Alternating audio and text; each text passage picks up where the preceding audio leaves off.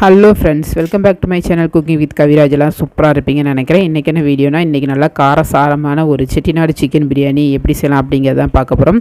பாஸ்மதி ரைஸில் நல்லா உதிரியான பிரியாணி, ஒரு டிஃப்ரெண்ட்டான டேஸ்ட்டில், கொஞ்சம் டிஃப்ரெண்ட்டான மெத்தட்லையும் இருக்கும். நல்லா டேஸ்ட்டாக இருந்துச்சு, காரசாரமாகவும் இருந்துச்சு.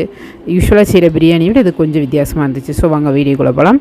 ஆல்ரெடி நீங்கள் நம்ம சேனலுக்கு சப்ஸ்கிரைப் பண்ணிங்கன்னா ரொம்ப தேங்க்ஸ். ஸோ மறக்காமல் எல்லா வீடியோ பாருங்கள். வீடியோ பிடிச்சிருந்தால் மறக்காமல் லைக் பண்ணுங்கள், ஷேர் பண்ணுங்கள், கமெண்ட் பண்ணுங்கள். அப்படி உங்கள் ஃப்ரெண்ட்ஸ்க்குலாம் சொல்லி நம்ம சேனலை சப்ஸ்கிரைப் பண்ண சொல்லுங்கள். நான் ஒரு கப் பாஸ்மதி ரைஸ் எடுத்து 2-3 தடவை வாஷ் பண்ணிவிட்டு ஒரு 20 நிமிஷம் ஊற வச்சுருக்கேன். பாஸ்மதி ரைஸ் எப்போயுமே 20 நிமிஷம் கண்டிப்பாக ஊறணும்.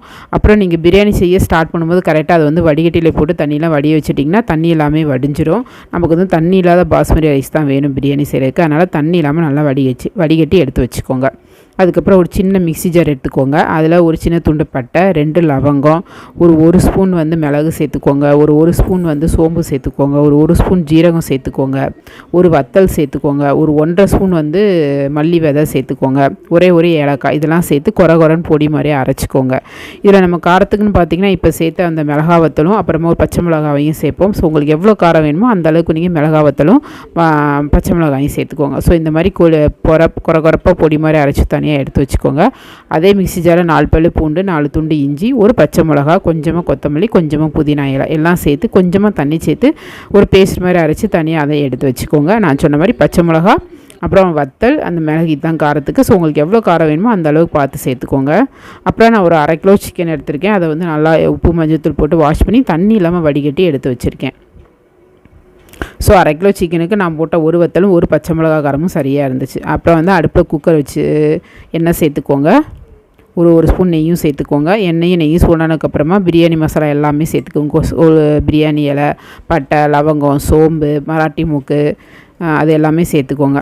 அதெல்லாம் நல்லா பொரிஞ்சதுக்கப்புறமா 2 மீடியம் சைஸ் வெங்காயம் நீளமாக கட் பண்ணி அதையும் சேர்த்துக்கோங்க. சேர்த்துட்டு நல்லா வதக்கிடுங்க. வெங்காயம் வதங்கிறதுக்கு உப்பு சேர்த்துக்கோங்க. சேர்த்துட்டு நல்லா வதக்கிடுங்க. வெங்காயம் வந்து நல்லா கண்ணாடி பத அளவுக்கு நல்லா வதங்கி வரணும், அந்தளவுக்கு வதக்கிக்கோங்க. ஸோ இந்தளவுக்கு வெங்காயம் நல்லா வதங்கணும். அதுக்கப்புறமா வந்து தக்காளி சேர்த்துக்கோங்க. நான் ஒரு 1.5 தக்காளி எடுத்துருக்கேன், அதை சேர்த்துக்கிறேன். சேர்த்துட்டு நல்லா வதக்கிடுங்க. தக்காளி நல்லா வதங்கட்டும்.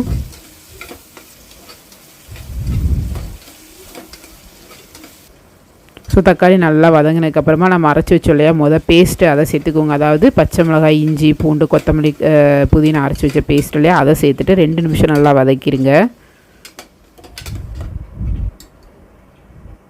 அதுக்கப்புறமா வந்து பார்த்திங்கன்னா நம்ம வந்து சிக்கனை சேர்த்துக்கலாம். சிக்கனை வாஷ் பண்ணி வச்சு தண்ணி இல்லாமல் வடித்து எடுத்து வச்சுக்கோங்க. அந்த சிக்கனை சேர்த்துட்டு ஒரு 5 நிமிஷம் சிக்கனும் இந்த மசாலாவும் சேர்த்து வர மாதிரி நல்லா வதக்கி விட்ருங்க.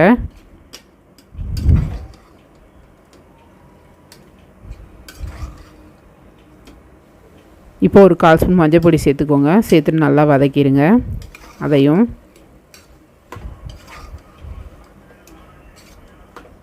இப்போ நம்ம வந்து பொடி பண்ணி வச்சுருக்கோம் இல்லையா அந்த மசாலா பவுடர், அதை அப்படியே சேர்த்துக்கோங்க. சேர்த்துட்டு இதையும் இந்த மசாலா பொடியும் சிக்கனோட கலந்து வர மாதிரி நல்லா ஒரு 3 நிமிஷம் நல்லா வதக்கிடுங்க.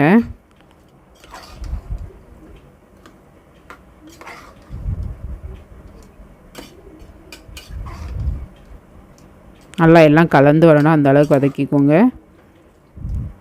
இப்போ வந்து ஒரு 4 டேபிள் ஸ்பூன் வந்து தயிர் சேர்த்துக்கோங்க. இதோட நல்லா கலந்து வச்ச தயிராக சேர்த்துக்கோங்க. அப்போ தான் தயிர் வந்து திரியாது. ஸோ தயிரையும் சேர்த்துட்டு நல்லா கலந்து விட்ருங்க. தயிர், இந்த மசாலா, சிக்கன் எல்லாம் ஒன்றா கலந்து வர மாதிரி ஒரு 3 நிமிஷம் நல்லா கலந்து விட்டுடுங்க. அதுக்கப்புறமா குக்கரை மூடிடுங்க. தண்ணியே சேர்க்க வேண்டாம். தண்ணி சேர்க்காமல் ஹை ஃப்ளேமில் ஒரு 2 விசில் விட்டுருங்க. 2 விசில் முடிஞ்சு ப்ரெஷரை நல்லா ரிலீஸ் ஆனதுக்கப்புறம் வந்து குக்கரை திறந்துக்கோங்க. ஸோ நம்ம தண்ணியே சேர்க்கலை, ஆனால் சிக்கனுக்கு தண்ணியே வெளியாகிருக்கும்.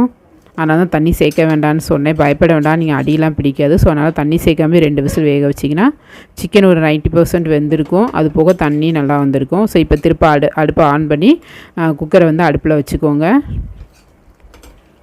வச்சுட்டு குழம்பு நல்லா கொதிக்கட்டும்.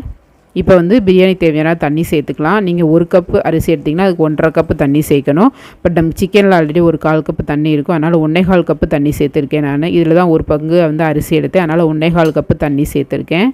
தண்ணி சேர்த்துட்டு நல்லா கலந்து விட்ருங்க. பிரியாணி தேவையான உப்பு சேர்த்துக்கோங்க. சேர்த்துட்டு நல்லா கலந்து விட்ருங்க. இப்போ வந்து தண்ணி நல்லா கொதித்து வரட்டும், அந்த அடிக்கு வெயிட் பண்ணுங்கள். ஒரு மீடியம் ஃப்ளேமில் வச்சுக்கோங்க அடுப்பை. ஸோ தண்ணி அளவு ரொம்ப முக்கியம். 1க்கு 1.5 தான் தண்ணி. 1/4 பங்கு நமக்கு பிரியாணியில் அந்த சிக்கனில் இருக்க தண்ணி இருந்தாலும் நம்ம 1.25 மடங்கு தான் தண்ணி சேர்த்தோம். ஸோ இப்போ நல்லா தண்ணி கொதிச்சதுக்கப்புறமா நம்ம ஊற வச்ச அரிசியை சேர்த்துக்கலாம். சேர்த்துட்டு நல்லா கலந்து விட்ருங்க. கலந்துட்டு உப்பு காரம் எல்லாம் செக் பண்ணி பார்த்துக்கோங்க. ஸோ எனக்கு வந்து கரெக்டாக இருந்துச்சு காரம். உப்பு மட்டும் கம்மியாக இருந்தனால உப்பு மட்டும் சேர்த்தேன் நான். அதுக்கப்புறமா கொஞ்சமாக கொத்தமல்லி தழை, புதினா இலை சேர்த்துக்கோங்க. ஒரு ஸ்பூன் நெய் சேர்த்துக்கோங்க. சேர்த்துட்டு நல்லா கலந்து விட்ருங்க. அதுக்கப்புறமா ஒரு 4-5 ஜூஸ் வந்து லெமன் ஜூஸ் சேர்த்துக்கோங்க. 4-5 ட்ராப் லெமன் ஜூஸ் சேர்த்துட்டு குக்கரை மூடிடுங்க. குக்கரை மூடிட்டு ஹை ஃப்ளேமில் ஒரு 2 விசில், லோ ஃப்ளேமில் ஒரு 5 நிமிஷம் வைங்க. அது மட்டும் போதும். ஹை ஃப்ளேமில் 2 விசில், லோ ஃப்ளேமில் 5 நிமிஷம் வச்சுட்டு அடுப்பை ஆஃப் பண்ணிடுங்க. ப்ரெஷர் நல்லா ரிலீஸ் ஆகணும். ஒரு 20 நிமிஷம் ஆகட்டும். ப்ரெஷரை நல்லா ரிலீஸ் ஆனதுக்கப்புறமா அடுப்பை திறந்திங்கன்னா நல்லா ஒரு கமகம்னு வாசனையோட செட்டிநாடு சிக்கன் பிரியாணி ரெடியாக இருக்கும். மெதுவாக கலந்து விடுங்க. ஸோ எப்பவுமே பிரியாணியோ வெரைட்டி ரைஸோ செய்யும்போது உடனே குக்கரை ஓப்பன் பண்ணாதீங்க. ப்ரெஷராக நல்லா ரிலீஸ் ஆனதுக்கப்புறம் ஒரு 20 நிமிஷம் இல்லை 1/2 மணி நேரம் அப்படியே விட்டுருங்க. அப்போ தான் அந்த தண்ணியெல்லாம் வந்து வற்றி உங்களுக்கு வந்து உதிரியான பிரியாணி கிடைக்கும். உடனே திறந்திங்கன்னா கொஞ்சம் குழஞ்ச மாதிரி தான் உங்களுக்கு பார்க்குறதுக்கு. பட் கொஞ்சம் டைம் ஆக நல்லா உதிரியான பிரியாணியே கிடைக்கும். ஸோ டேஸ்ட் நம்ம நார்மலாக சாப்பிட்ற பிரியாணியை விட இந்த அரைச்சி போட்ட மசாலாலாம் சேர்த்த அந்த பிரியாணி வந்து செம்ம டேஸ்ட்டாக இருந்துச்சு. நல்லா காரமாகவும் இருந்துச்சு. இப்போ உங்களுக்கே பார்த்தீங்கன்னா தெரியும் பிரியாணி எவ்வளோ உதிரியாக வந்திருக்குன்னு. தண்ணி வந்து அளவு கரெக்டாக ஊற்றிக்கோங்க. அதே மாதிரி விசிலும் பார்த்து வச்சுக்கோங்க. தண்ணி குடிச்சுன்னா பிரியாணி குழஞ்சிடும். நான் சொன்ன அளவுக்கு தண்ணி வச்சிங்கன்னா கரெக்டாக இருக்கும். ஸோ சிக்கனுமே பார்த்திங்கன்னா நல்லா வெந்துருந்துச்சு. ஸோ மறக்காம இந்த செட்டிநாடு சிக்கன் பிரியாணி ட்ரை பண்ணி பாருங்கள். வீடியோ பிடிச்சிதான் மறக்காம நம்ம சேனலை சப்ஸ்கிரைப் பண்ணிவிடுங்க. தேங்க்ஸ் ஃபார் வாட்சிங். டாட்டா பாய்.